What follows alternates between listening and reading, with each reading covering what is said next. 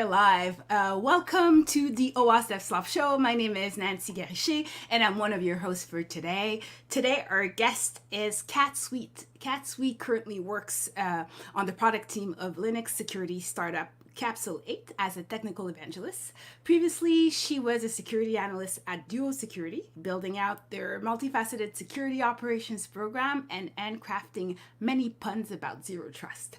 But before we start, I want to tell you that today our giveaway sponsor is Abateo. That's the video you saw just before. And I want to introduce you to my co-hosts, Tanya, Janca, and Nicole Becher. Nicole is not quite here yet, but she's on her way. So don't worry, she's here.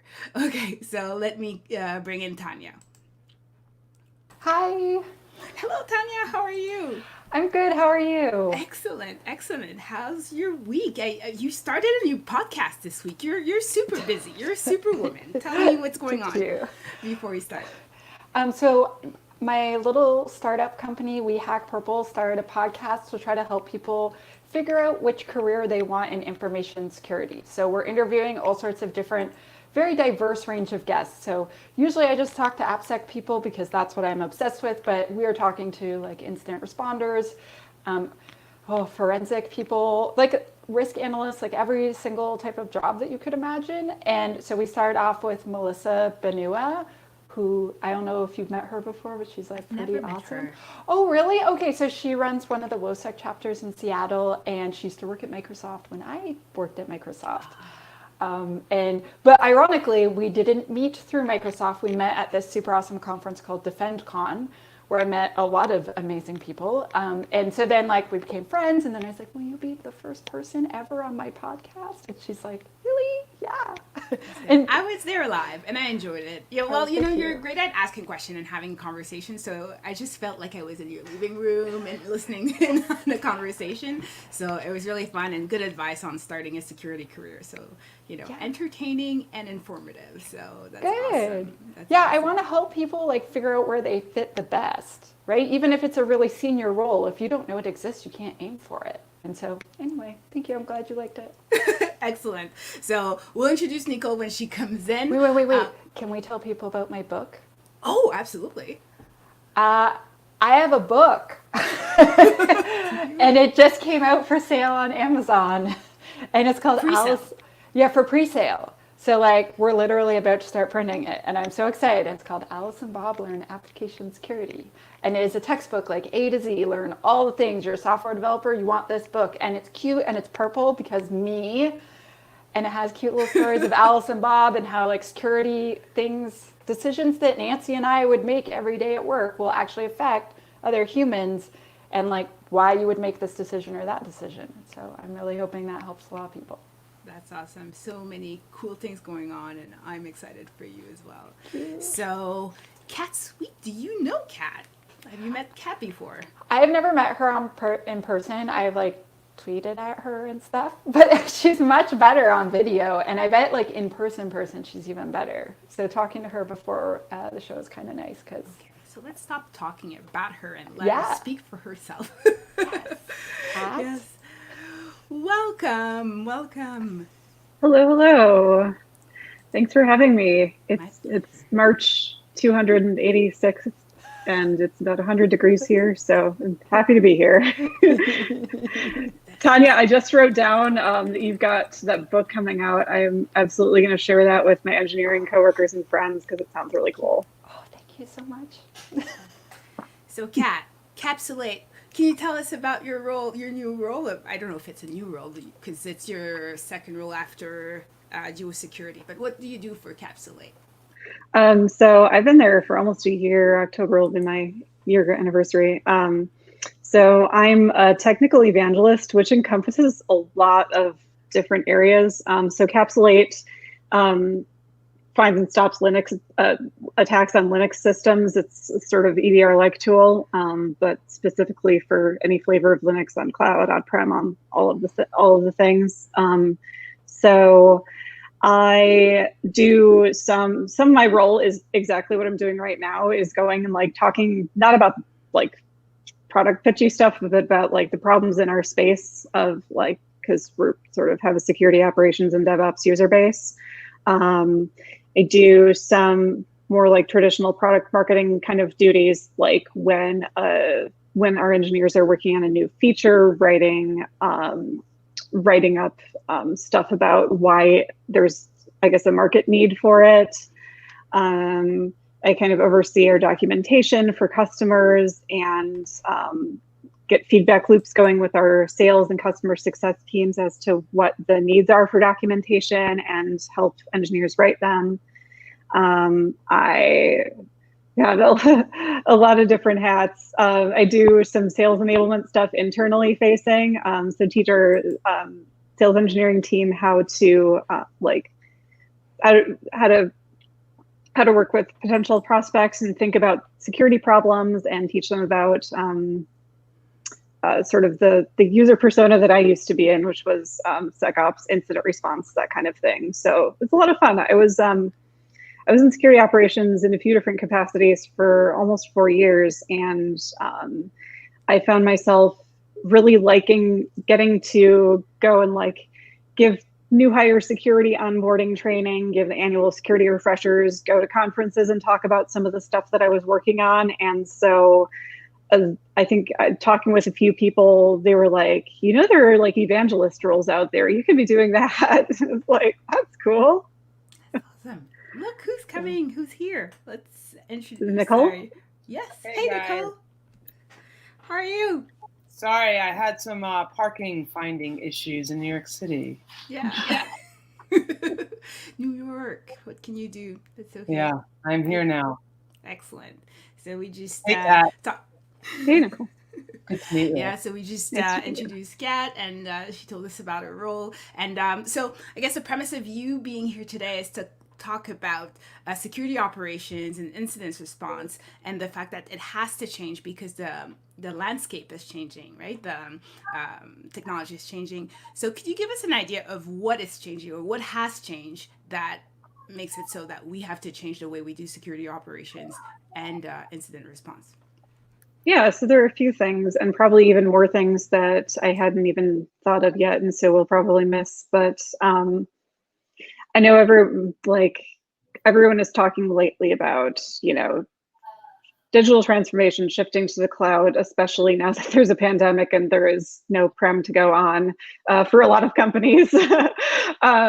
So there's some necessary shift when there's a lot, when everything is kind of more distributed and less centralized. And some of this was taking place before the pandemic. My team, my last role, was in 3 different offices in 3 different time zones. There was a lot of focus on zero trust principles. So prioritizing identity and access over necessarily relying on a network boundary to be the sole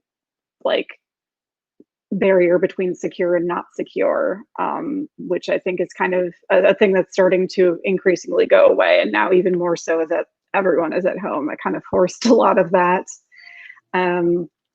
So that's a piece of it. And I think that was already happening even before the pandemic. That just sped things up a little bit. In terms of the actual security operations team, I know I put knock your socks off in the title because I couldn't resist the pun, but also it's kind of a directive, knock your socks off. Like the way we conceptualize a sock is kind of rooted in a reality that doesn't exist so much anymore. When I was talking with Nancy about the kind of pre-show prep, she was even saying something like, when I think of a sock, I think of this dark room sealed off from everything else. And I don't think that could be further from not only what is the reality for a lot of places, but also what is the best practice for a lot of places, for a few reasons. One is that if one of our goals is to be entrenched in the company and be attuned to the workflows and the technologies that our coworkers are using, why are we walling ourselves off from all of them? So why is there not only this need for physical isolation, but also this sort of organizational separation by being this center, this place? when I think about, I was thinking about like even the term security operations center, and the only other teams I can think of that name their teams by their location are like help desk and reception. And when we're distributed and when that's the ideal, when our goal is to be entrenched in the company rather than separated off, why are we calling ourselves a center? Why are we the place? And there's also some other confusion in that a lot of people hear SOC and they don't know what it means if they don't work in security or like national defense. And it's also a compliance framework. So that's extra confusing.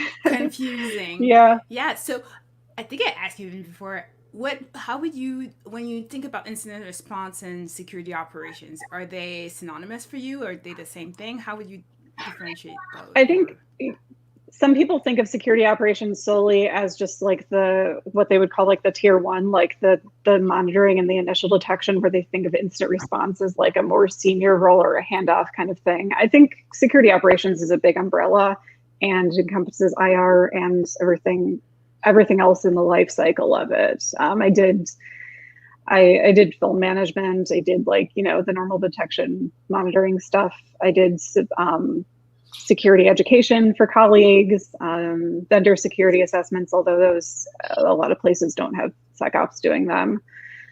So there are a lot of things. Basically, when you think of operations in any context of like customer success operations, like infrastructure operations, you think of the ongoing stuff that maintains the stability of the organization and is just the day-to-day workflows of the business. So that encompasses a lot more than firefighting, but that's certainly a piece of it, because no matter how far left you shift, there's always going to be some bad things that will happen at some point that will need responding to, and so you better have a robust response procedure. So yeah, I guess that's my long way of saying, in my eye, IR is a part of SecOps. You've described a lot of how we might imagine it, but it's not like that. It's distributed. Can you just give us an idea of how it should look like, the best practices that you were talking about? For IR or for SecOps in general? Or SecOps in general, and also I guess the different roles. I was telling you at your talk at DevSecOps Austin, I think you were talking about how DevOps was not talking to SecOps, and that got me thinking, what are the different roles in operations, and what if you had a lean team, what are the main roles that you would need to have? Honestly, if I had I've been on a lean team, and the best thing I can say is people need to be cross-functional, because you don't want single points of failure. So I think there's a tendency to want to specialize people, even on really tiny teams. Even like the whole tiers of like tier one is the like intro level initial intake, tier 2 and 3 is doing response and threat hunting and stuff like that. Like, to me, if you have a really big team and a lot of resources, maybe that makes some sense to separate and specialize a little bit more. But for a small team, having a lot of people who can do a lot of things is really useful, because it's exhausting sometimes, and we need to tap out sometimes. We need some redundancy. I know people like to use the hit by the bus example, but I'll go with the won the lottery example. Like, if I won the lottery tomorrow and leave a security operations role, I want all that knowledge to go with me, and the team be left in the lurch so they can hire somebody else who is a specialist in like vulnerability management or something like that. So I think that's one of the shifts that I see more and more, because I think a lot of people talk about these roles in terms of hyper specialization, but I think more and more there's a lot of overlap between, and a lot of more alignments that need to happen between, like, security operations, DevOps, AppSec, and it can vary depending on the configuration of your org, but having people who are cross-functional and can work across teams, but also perform a wide variety of things is really useful. Yeah, with that like kind of sentiment, like I always feel like someone I work with calls the SOC the alert notifications, alert operations, right? Where they just sort of, escalate alerts to the right team hunts it down, it's just alert escalation, right? And I always feel like the problem there is context, right? The person seeing the alert has no actual context as to like, what does this mean? Is this on a scale of 1 to 10? Like, oh my God, or is this just like a little tiny thing that we could just sort of fix very quickly? Is this a garbage alert? Like, and I feel like context is really hard to like spread evenly, kind of like butter on a bread here. And like, I always think that like, a really well-forming SOC or a really well-functioning SOC is going to have a lot of context around what the organization does, what these applications do, what segment of the market are they even in, who are these threat actors that participate in this kind of environment. And it's just a large sort of thing. And it's just really hard to onboard someone as a SOC analyst, like, oh, hey, here, check these alerts, but you have no context. What are your thoughts on context here? Oh, absolutely. That's really important. It's not only important for being able to understand what an alert means by giving people access to all of the things that they need to understand what an alert means, but being able to like see it through to completion and put it in context is honestly really important for somebody being able to grow beyond that initial role and being able to see the value in their work and not just feel completely like they're just an alert farm and burn out because all they're doing is turning over alerts and they never see whether or not the way they initially triage something is actually correct.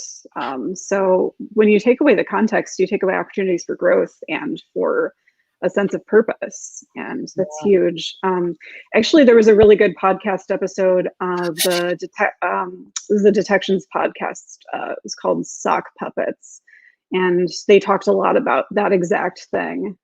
So I highly recommend that. Yeah, no, it's just a hard thing to do. Like as an organization, like how do you fully indoctrinate somebody into the business completely and wholly so that they have context on what those things mean? Yeah, honestly, like human process. There's no tooling that can help this. There's no security product that'll magically grant context to everyone. It's a human. Yeah. Yeah, exactly. This is where it's really important for managers to be able to prioritize relationship building, not just for themselves, but for their teams. Like something that my last team started doing for everyone who would join is, and actually my manager at my current role did this for me as well.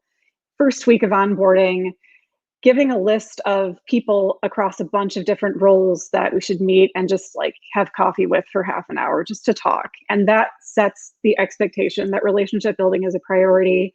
And you will learn about people in a wide variety of teams outside of your own. And I found that really helpful, especially since I'm remote now and most of my coworkers, well, I was remote before the pandemic in my current role, and most of my coworkers were in New York. And so to be able to forge those relationships early on was even more important because I wasn't just somebody they would see at the water cooler every day. I would just be this disembodied person on Slack. Yeah, no, it sounds like one of the most important security skills that you can learn in a SOC is relationship building outside of the SOC. Yeah. Cool. Okay. There's a question from the chat. So what are the main what are the main challenges that you faced in 2019 and 2020? Like, what are the best practices to apply, like what you learned from those challenges so that you could modernize the Security Operations Center? One of the ongoing challenges for me and my team is sometimes you're in survival mode or just like kind of whack-a-mole mode.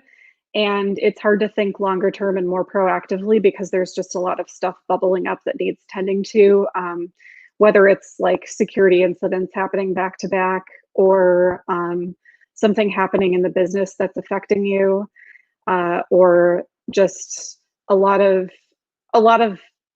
technical debt, documentation debt, operational debt that needs paying down before you can really think more strategically long term about what you need your team to do and look like. And so that's kind of one of the perennial challenges of being in a role that's inherently dealing in a lot of urgent work. Yeah. Yeah, I think That seems like a lot. One of the challenges of 2020 and like admittedly, I haven't been in a security operations role in 2020 and just in touch with some of my old team and other people who are. But I think one of the 2020 challenges is everyone is just having a lot of low grade fatigue from just the entire situation. There's a lot of uncertainty, a lot of having to shift the way we work really quickly. I have horrible writer's block because I'm in my apartment. And so one of the things that I think about in how we conceptualize security and both in terms of like, I don't know, the human stuff and the tooling stuff is how do we make security a default rather than a decision that has to be made, because decision fatigue is even more of a thing when we're dealing with a crisis situation that is prolonged and very impactful. So that's one of the things that I think about. It's been the themes of a couple of really good talks that I've seen in the past couple of years, like Wendy Nather's RSA talk about, she talked about like making this like building security and as by design rather than putting it all on users to determine whether to click a phishing link, which a phishing link shouldn't be so devastating. Things like that.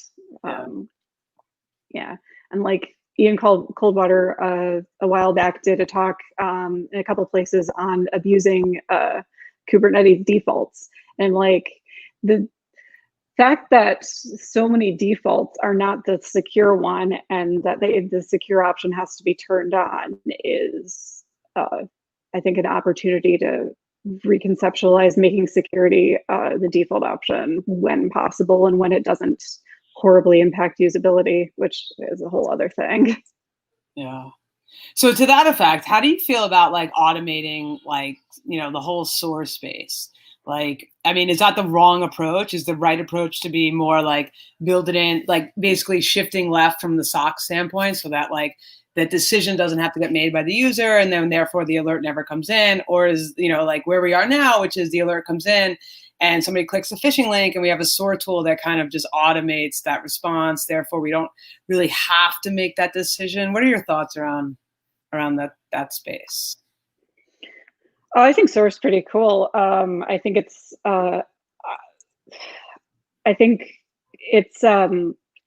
there's some like human interaction things that I don't think should be automated. Like every single kind of, if somebody is reaching out to security with a specialized concern in a ticket queue, they shouldn't just get a canned response. That's not a good way to build trust. We have to think about whether our tooling is helping our mission to enable the business or whether it's actually undermining it. But I think being able to automate some things where we can automate the absolute like base kind of things is really useful, not just for solving the alert fatigue, but as more and more security operations tooling tends to look like a bunch of integrations glued together and a lot of like panes of glass having to talk to one another instead of just having one tool to rule them all. I think being able to have something that can manage and orchestrate that and that you can look at and know exactly what your data flows are is really helpful. Yeah, I agree. Have you ever had to build a SOC that is managing like Kubernetes type alerts, like sort of newer technology kind of alerts in that space? I've not dealt with Kubernetes, admittedly. Last role, we were definitely dealing with AWS related alerts. And so, you know, there was all of that kind of stuff. Oh, looks like we might have another question. But yeah, I've never done, I had to learn a lot about containers in my current role. Luckily, I had have a really cool research team who I got to sit down with and pick their brains about some of the container related security threats. And of course, a lot of that info left my brain, or I've had to like continually re-up it. But it's I only ask interesting. another complicated domain that needs to be taken care of, like in a SOC-related kind of way, just like endpoints are and servers are, and things like that. So it's just another organic domain. Yeah, and another opportunity to pick the brains of your friendly neighborhood DevOps team, because they're probably the ones who set it up and manage it. Am I hearing your puppy in the background? Yeah, Nikki? it's actually my sister's puppy. It's not a puppy. Giant Labradoodle. Oh. Hopefully she'll stay away. Yeah. I tried to summon my cats, but I think they're napping. So I have a question. So I often will tell people, and like a thing that I put in my book is that basically, like, if you're going to be writing custom software, a lot of people, they're like, oh yeah, and then you just log all of this stuff and it goes to nowhere. And I'm like, no. What you need to do is write logs in a format that the SIM could read it, and preferably, even better, just like create alerts in your app. And like, then of course I like detail, I have like blogs about this too, like when to send an alert, and just send an alert directly to the SIM. Those are the people we want to be alerted, right? Like, you don't want to send this into some inbox in the middle of nowhere. Have you experienced this, Kat? Like, have you had like custom apps by your team written so that it can alert your team? Yeah, I think it's it's depended, because there have been custom apps that are oops, did I lose people? I think nope. We're just showing, we're just like, we want to see all you. I see. I gotcha. Computers, how do they work? Yeah, I mean, there have been some custom tooling that our security engineers would write, and it depends. But yeah, having access to audit logs at all is really useful. But sometimes you do want them going to some kind of log management system, because then you can kind of customize and tune the queries rather than just having an alert that you don't really have a lot of granular control over, without being able to without just like going and fully rewriting the code. So so I think depended on the tool, but sometimes they would like go to Splunk or something like that, and then Splunk would like webhook output to other stuff. So I've actually worked at a bunch of places when I was a dev, and this one place we had the worst alerting system ever. So I started, and immediately my inbox flooded with, so we had like 70 apps, and every single day, each one of them would send us an email saying, I'm up.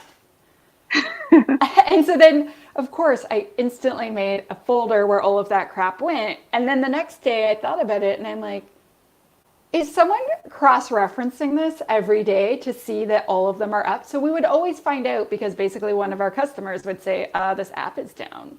We'd be like, oh no, how did we not know? I'm like, because you're not going to realize, oh, I got 69 emails today, only not 70. Right. And then look through them. I'm like, okay, so this is like the world's like crappiest alert system. So what if we, and they're just like, Tanya, blah, blah, blah.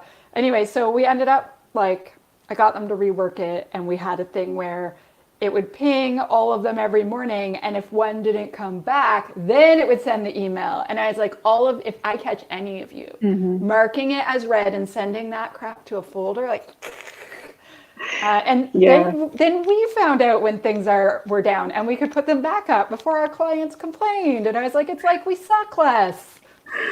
Oh my God. Yeah, it's amazing. Like, it's one of those things that seems so simple, but sometimes you get so used to the norm. But yeah, if you're repeatedly like seeing this like flood of things that you just automatically ignore, like the meaningful information is just going to get buried. And so somebody have to like step back and intentionally think like, okay, what can be squashed with this? What can be made better with this? Do we actually need to be seeing this alert? So in a completely not important side note, people asked if they could see the dog. So can you make Nikki bigger so that everyone can see her cute dog? Oh, this is Lenny the Labradoodle. She's kind of tired from a long walk. We try to please our fans, and the fans were like, Nikki has a dog? What? It's a borrowed dog. It's my sister's dog. Her Yeah. nickname is Lenny Bear because she kind of looks like a little gorilla bear. She looks kind of like a teddy bear. Yeah, she's totally a teddy bear. Okay. 15 out of 10. Heckin' good doggo. So we have some more comments in the chat. Okay. So Mohammed is saying a SIM implementing such a tool could be very useful in a SOC, and I think that I'm not sure if he's talking about how a SIM would be very useful in a SOC, or if he means like having your customized software. Like having your customized software like alert into the SIM, and then he says ELK. So I think he wants to talk about the ELK stack. Could you, for people that don't know what the ELK stack is, could you just like give us like a brief overview? Oh, it's like Elastic, Logstash, and Kibana. It's basically like a log, an event management system, an alert system, and I've actually never used all three parts of it in the same time. So I've got a tiny bit of familiarity with Kibana, but is it the same as Splunk? It solves some of the same problems, of log management and being able to query stuff. So similar space. It's open source, and Splunk is, or is it open source? Yeah. Well, yeah. At least Kibana is. Yeah, it is. But Splunk I think it's like a commercial support model that you can buy, but it's totally open source. I got you. That's what it is. Okay. Yeah, but Splunk is not. But yeah. Cool. Okay, so those are the questions that we have from the chat. And someone was saying, it's cute. We have like 2 chats where we're checking the questions, and it turned out one of the people in one chat was like, "Oh, I already asked in the other chat." I'm like, "Oh, nice. Okay, I'm looking. I'm searching. I got this." Yeah. So if someone wanted, sorry. Oh no, sorry, Tanya. Okay.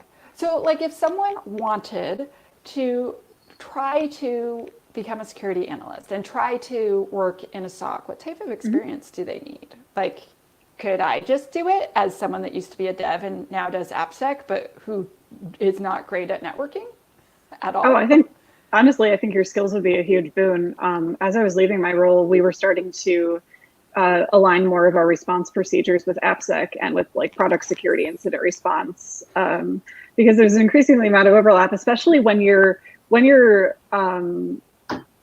dog fooding your own product, then a vulnerability related to your infrastructure is a vulnerability related to your product. So, Venn diagrams, all of that.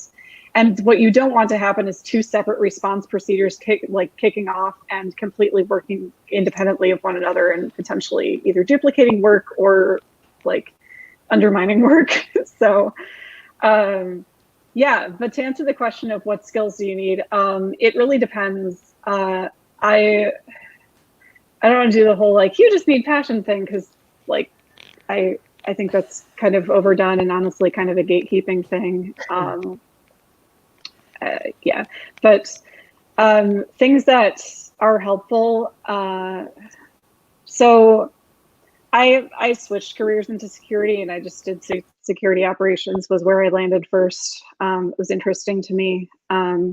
So one of the things is being able to have that mindset of like, what problem are you trying to solve, and think in terms of a bigger picture than your own work is really important. I think as far as incident response, don't let anyone tell you that you're not senior enough to do it.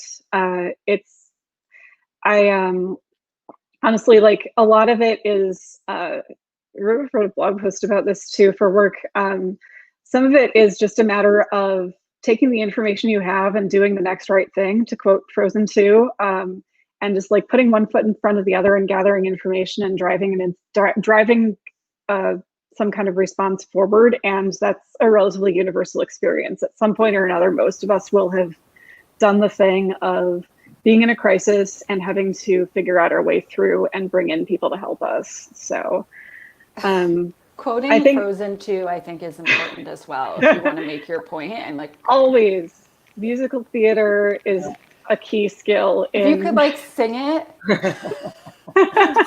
into the unknown, but make it like into the sock. into the SOC. That is what it is. It's going into the unknown. One of the things that was a bit of an adjustment for me with IR is there always is going to be a lot of unknown. You can build consistency into your processes, and build you want to build some repeatable steps along the way. It's why everyone's got IR plans. They've got roles and responsibilities. They've got consistency, because there is always some amount of unknown. If you're solving the same incidents over and over again, then you're not really growing as a team or learning. So getting comfortable with uncertainty is one thing that a lot of people say, and it's hard, and there's always going to be some kind of fatigue with uncertainty, but being able to see a process and thinking about ways that you can improve it, automate it, make it more efficient, more effective, things like that, I think are really key.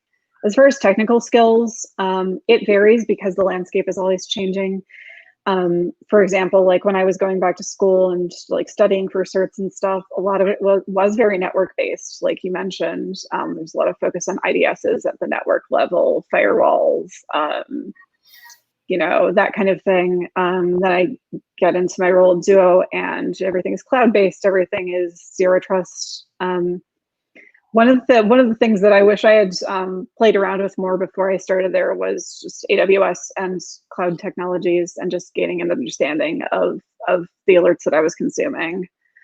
But that's ever changing. But yeah, you're going to do a lot of seeing a bunch of different kinds of alerts from a bunch of different sources, and figuring out the impact and the severity, and letting that drive your decisions.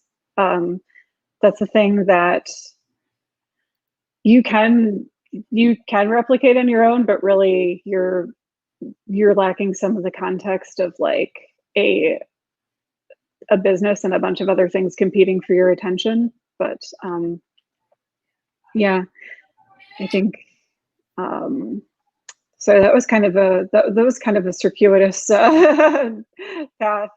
I think, yeah, any kind of like support role that you've been into is really key. Whether it's working retail or food service, or working in a customer support, tech support role, that's really important, because you're not just intaking automated alerts. You're going to be fielding questions from coworkers, and so having that support knowledge is really important. Yeah, so to what you just said, like, the idea of diversity in a SOC, I feel like I've seen this work so well, in the sense that, aside from all the diversity issues that we have in this industry aside, like just the fact that people have different viewpoints is actually a good thing for like hunting down an alert, or figuring out whether this alert is a big deal, a small deal, a little, medium deal. What are your thoughts on, I guess I have a few questions. What are your thoughts on how diversity, like where you think it is right now, how companies can get better at like improving diversity? What is the right kind of diversity that you need in your SOC? What are your thoughts around, sort of intellectual diversity, I think is what that becomes in the SOC, or just experience diversity, really? Sure. Yeah, I think it's really important. I think it's been a thing that a lot of people have assumed will just write itself without, which is, I think, a fallacy, considering how many people are leaving and how many people really want to be in roles. It's absolutely important, because like you said, you think about problems in different ways, and you bring your life experiences to work. And so the same kind of thing is going to look completely different for somebody who, like me, came from a gender and women's studies degree and political work for a few years, and then I'm a like queer woman, but I'm also white and able-bodied, and so I'm going to think about a problem differently than like a person of color, somebody who's disabled, somebody who's like a veteran. So it's absolutely something that should be welcome. When I interview people, I don't think about how I try to frame evaluating them as a person, not in terms of how do they fit into our existing team, but what can they bring to our team that we're lacking? What perspective can they lend that we don't have? Whether it is, their demographic background or their experience in work, and I've been really fortunate in that it's rare that I've been on a team where I was like the only woman in the room, or like a team that was entirely white. I think beyond the problem solving aspect, it's just the right thing to do. It should, diversity should never just be a sell about squeezing as much productivity out of a team as you can, right? I think a lot of companies are being too helpless about we'll just hire the most qualified. No, at the end of the day, you just got to pay people. Yeah. People want to work. Give them money and jobs. Yeah. And you don't have to wait around for the absolute perfect person to come, because if you're doing that too much of the time, it ends up being straight cis white dudes. Yeah. And they're not actually the perfect person. They just maybe have they just were in the right place at the right time. Yeah. No, I think it can't be overstated enough, just the importance of diversity in these environments. But we say it all the time. I hate when people say the phrase lowering the bar. You're raising the bar when you prioritize hiring. If you just think about it, somebody who's I'm able-bodied, right? So I haven't experienced a lot of the software that is used for people that are not necessarily able-bodied for whatever sort of software they're using to augment that skill. Just that perception of understanding how that works is so valuable to other sorts of technology that we just totally, you and I, we have no idea what that's about. Oh yeah, absolutely. I had a former coworker who I did a presentation once at work with no slides, and they came up to me afterwards and they're like, "Hey, I'm hard of hearing. Even if you have a few slides, that really helps me be able to follow the thread of where you are with your talk if I can't hear you." Yeah. Stuff like that. It's just it's really important to be open to that. I actually had a job for a few months when I was younger, much younger. And it was actually my job to do usability testing on products to help people who are disabled. So I'd have to sit at my desk for 4 hours at a time with my eyes closed, trying to use a website, or you can't hear any of this. Can you still use it properly? And I couldn't do all of the things, right? But just me with my eyes closed trying to use these things. I'm it's so annoying. And so then we could make them so much better because of that. And then fast forward years later, I have an aunt who has really advanced MS.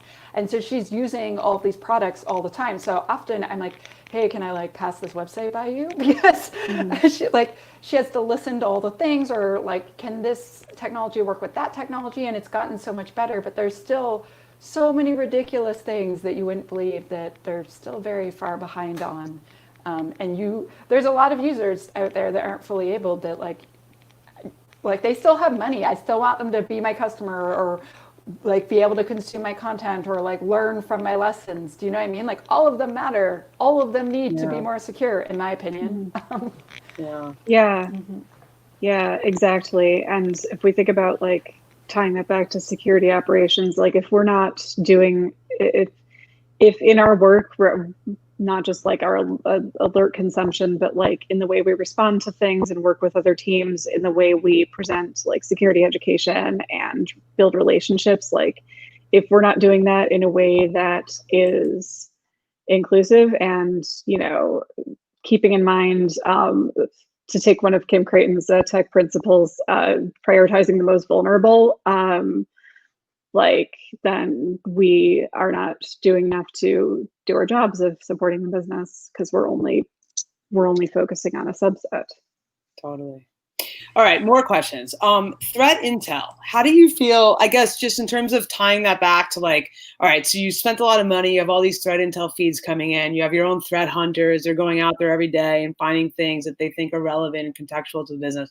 How do you tie that together with the SOC so that, there's a bigger, bang for the buck there in terms of SOC alert hunting and what is more serious and what is less serious? How do you relate threat intel to SOC analyst?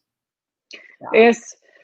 what do you have the capacity to be able to do? Like, I think a lot of people want to jump straight to the, like, I don't know, hunting down all the threats before they have a good solid foundation in the detection and response piece. And so while it can be useful, and I think in some more mature orgs, it's definitely needed. I think a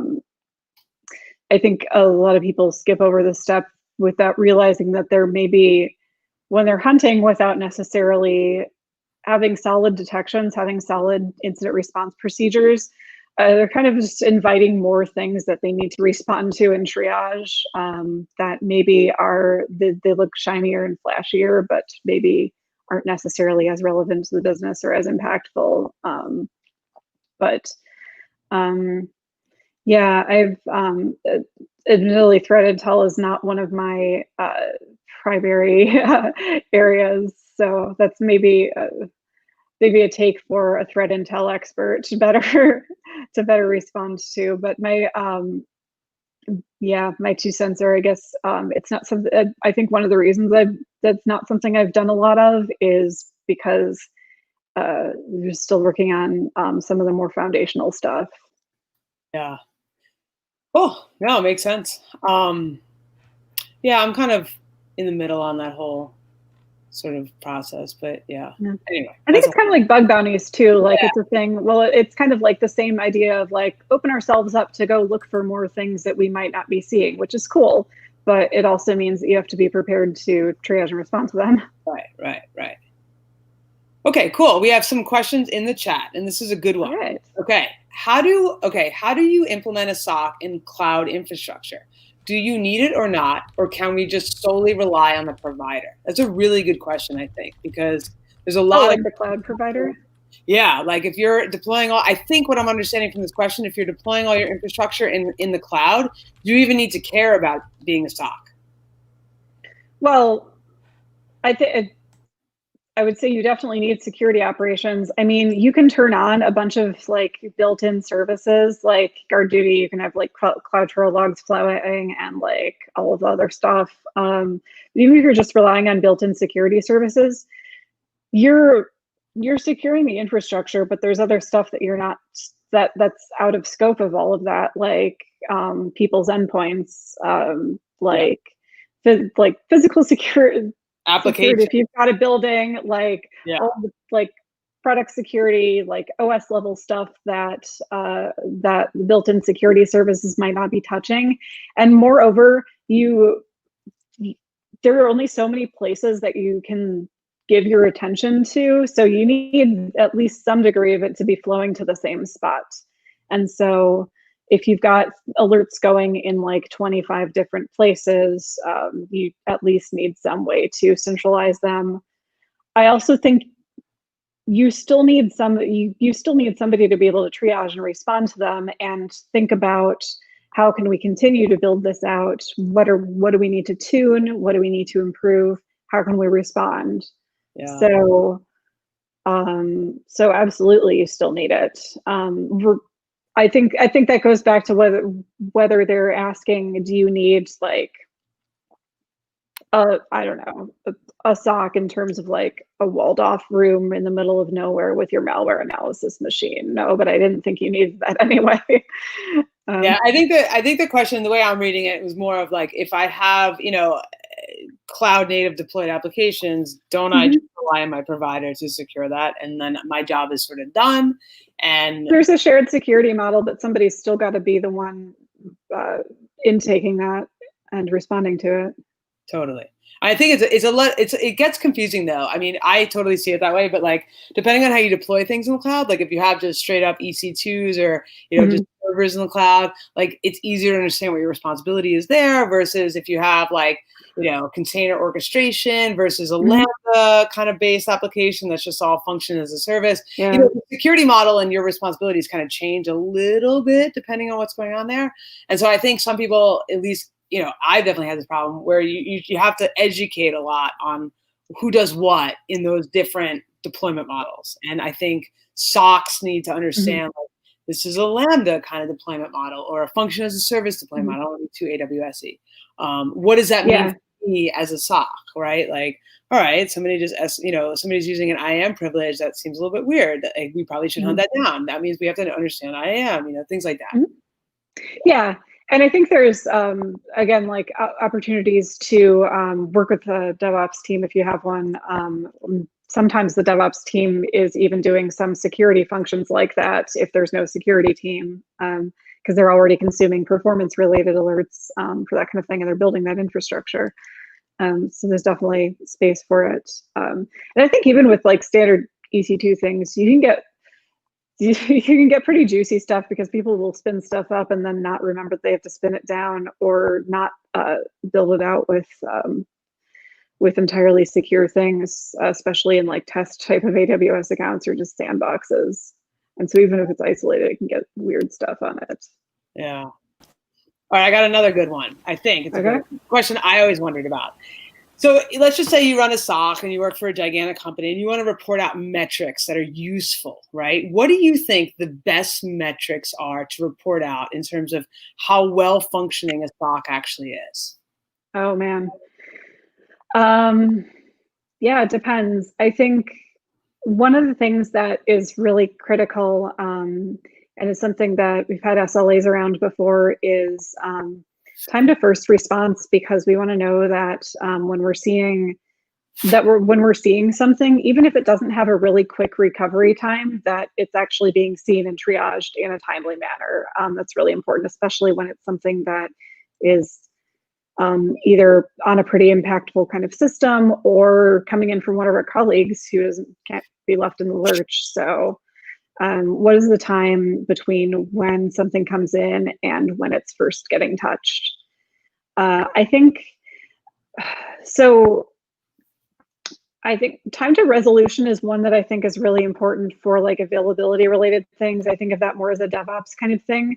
But honestly, it gets really tricky without context in some security things, because sometimes what resolution even means is, or like, I guess in DevOps, it would be kind of time to recovery, like the time it took you to get back to uptime. But it gets kind of tricky because sometimes resolved can look like a bunch of different things, or subtasks will spin out from something, and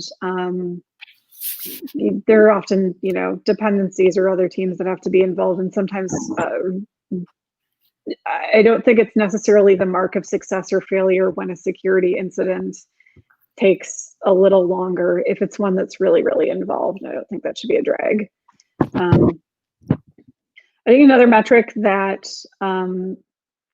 people love to do for internal phishing campaigns, but I'm not a huge fan of, is like how many clicks or how many creds you capture from a phishing test. But the issue with this is that then you're making the test about the clicks, which is not the behavior that you actually want to reinforce. You don't want, the goal of your phishing campaigns, and I think internal phishing campaigns should be kind of few and far between anyway, but I think you have to think about what you're trying to achieve. And what I think of as a good purpose for one is reinforcing that your coworkers can report things to the security team and do so safely. So you're reinforcing the response procedures and the fact that they can be trusted. And so if we're doing phishing metrics, I think number of or percentage of people who report it is really important. It's like, even if they're giving up their creds or clicking on the link, like, we want to know that on the security team. You say you entered your password, that's pretty important to know. Yeah. I ran a phishing campaign like years ago at one place, and so the physical security part of our organization demanded that we were going to do this. So myself and the students set up a thing where you could catch a fish and send it to us. And so our hope was that they would catch things from the phishing campaign, and they did. Mm-hmm. They would like come by there, be like, "We're on to you, Tanya," and then it was like kind of rewarding. But it turned out they caught a whole bunch of real fish, like real fish. They caught a spearfish. They caught all sorts of stuff, and I was just like, "Whoa, okay." Yeah. Turned out someone was like trying to headhunt all of our best developers, like aggressively, and I called them. I'm like, "You back off." Oh, wow. Yeah. And so it turned out by like letting them report to us and taking those metrics instead, like ended up being super valuable. And so, Yeah. how many people caught the fish turned out, it got better and better over time. People felt like more trusting to report scary things to us. That's great. And that's awesome. And like, yeah, there's never gonna, like in an ideal world, we would make, falling for a fish less devastating, building a bunch of safeguards. And I think things have gotten better along that front, but I mean, truthfully, a lot of orgs aren't there yet. So if you can't make a fish less devastating, at least make reporting it a consistent and easy and safe procedure. Yeah, you think it's getting better? I don't know. That Sam's Microsoft OAuth app thing made me feel rewinded time, like 10 years. Yeah, it's never going to be perfect, especially with like spear phishing stuff. But I mean, so I think like SSO and MFA are actually helping quite a bit on that. Sorry? It shouldn't be that easy to install an OAuth app that it basically is your identity on an Office 365 account. But anyway, all right. No, oh my God, yeah, no. But like, we've had a few safeguards in place. Like, there's this extension called the Chrome extension called Google Password Alert that, like, if you're logged in as Google, which is especially helpful if Google is your identity provider, it'll pop up an alert every time you enter your Google password onto a non-Google site. So that's great. I mean, MFA is another big one. I mean, people are, of course, trying to figure out how to phish MFA apps, but just having that extra layer of protection. And as far as things like malicious downloads and malicious attachments and stuff like that, you've got things where like application allow listing where something may have downloaded, but it's not going to run. So there are things that can be done. I think like, Outlook and Gmail have increasingly good spam filters. So I think it's going to be a lot more targeted and a lot less low-hanging fruit as we get more into that. We have just a few minutes left. Do we want to just Oh, that's okay. Do we want to tackle the questions? Yeah, there are 3 questions that I could. You want to tackle those, or what do you want to do, Nancy? Okay. All right. If we don't get to anything, feel free to tweet at me. The Sweet Cat is my handle afterwards, and I'll answer what I can offline. Cool. All right. So here are the 3 questions. What are some useful tools for building your own SOC? Okay, that's number 1. Number 2 is, can machine learning be helpful here in terms of classifying threats, right? So whether it's a supervised or unsupervised machine learning algorithm, can this be helpful here to classify threats? And are the NOC and the SOC, should they sort of be the same thing now, or are they kind of still separate entities? All right. So I'm not a machine learning expert, but I have a coworker who is a very cool data scientist. Her name is Harini Khanna, and on my works on Capsulate blogs, she's done some cool posts on machine learning for detection and response stuff. So check her out. The third one was about NOC and SOC. What was the exact question? Sorry. Are they the same thing anymore? Should they be different? Like, what's the deal with them these days? I'm honestly not sure what the state of network operations is. I know there are still a bunch of places with like outsourced NOC services. I'm not sure how those are evolving as more people are just as basically like AWS and Azure and GCP are filling more and more of that kind of networking need themselves. So yeah, I wish I had someone to point to who is a networking expert. Yeah. Anyway, so the first one was tools. What was the first one? Oh, tools. Tools that people can use to build their own SOCs. Yeah, it really depends what problem you're trying to solve. I would say you want some kind of thing to centrally manage logs. And there are some open source tools for that, like the Elk Stack and like Graylog, as well as paid services like Splunk. You need somewhere to output it and be able to set up alerts. I think I've joked before, Slack was my SIM sometimes. So like there are, being able to have some kind of chat ops in the same place as where you're consuming your alerts and you have that shared visibility is really useful. But short of that, whether you're outputting alerts to chat ops or some kind of ticketing system, you need that central output. And right now of some kind of video conferencing tool because we're all separate. Humans like chat ops. Yeah, I know, right? No, communication tools, both written and video, are really, really useful, regardless of whether you're distributed by pandemic induced conditions or whether you aren't, because there's so much of your work is just is communicating with other people and being able to spin up conversations quickly on the fly. So yeah, some kind of output system, some kind of log system that can maybe work with alerts. Yeah, I would say like the tools don't matter as much as the workflows and the processes. PagerDuty has a really good set of documentation on building incident response plan, incident response process. So while not strictly like a tool, PagerDuty is a tool for that exact kind of thing. But aside from that, their documentation on that is actually really well done and good for people who are looking to build out operations. Okay, I'd like to slide in maybe the final question. Okay. We often on the show have people asking how to enter the security field, the InfoSec field, and I feel like often the answer I hear is to start with the SOC. Is that true? Is that still true? And what kind of skills do you think these people should have before entering that kind of job? No, I think there are a lot of different points of entry. I think, again, it comes back to people conceptualizing in taking alerts as an entry-level position inherently, when it doesn't really have to be. So it can be one point of entry. And one of my coworkers on my old team came right into being in security operations as his first job from being an intern. But there are a lot of different entry points in terms of security careers. I think people who've been, especially people who've been like devs before, can probably enter through AppSec or things like that, or like. But is it still a good entry point? Would you? Oh yeah, absolutely. I think it is. I would say unless you're jumping right into like being a CISO, there's no bad entry points.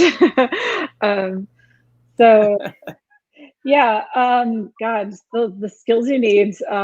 I guess there's some of that before, but that's a long question. Watch Tanya's new podcast. No, I think,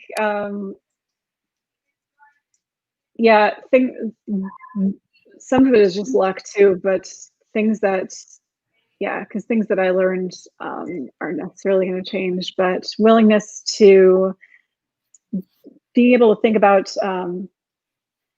see the processes in front of you and think about how you can change them to automate them, make them more efficient, make your job less painful. I was trying to think of a better adjective, but that was what came out.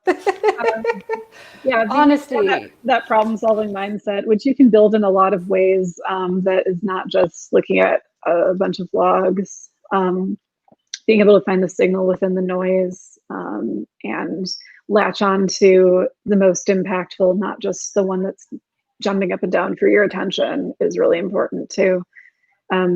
Keeping in mind that security is not just there to, beat down the hacksaws and black hoodies. It's there to support the business. And so being able to think beyond your own work and being able to think beyond your own team's work is key.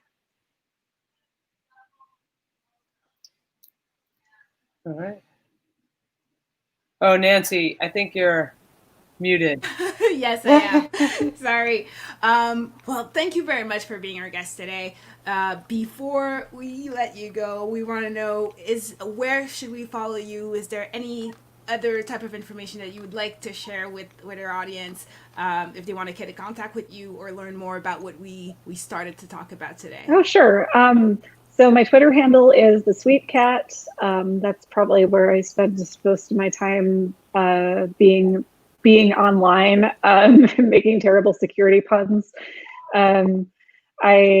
Let's see, my email is just twitterhandle@twitterhandle.com. And I have a link to my website and my email and my LinkedIn from my Twitter profile. So I would say it's, emanate from there. Yeah, this is really weird to say, but I don't have any security conferences coming up because pandemic. But would love to chat more. Thank you all so much for taking the time to talk today. It was fun. Thank you for coming. I shared your website, thesweetcat.com. I'm assuming that's you. Thanks. Yeah, horribly neglected blog and things. That's cool. That's cool. Thanks for being on our site and for kind of just like opening up this whole can of worms that we basically haven't really covered before.